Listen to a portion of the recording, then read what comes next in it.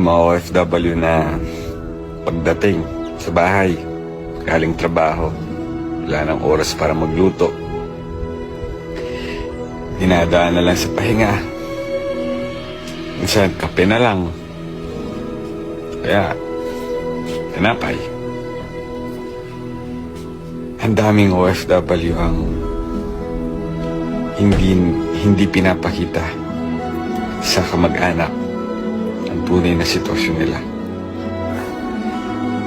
Una, dahil ayaw nila na kaawaan sila kasi sila yung mga breadwinner, sila yung bibigay ng motibasyon sa pamilya para magpatuloy sa kahirapan.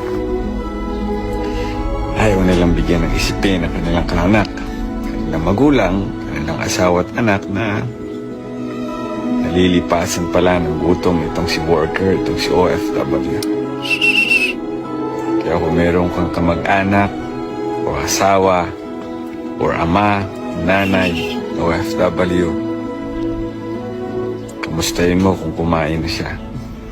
100%.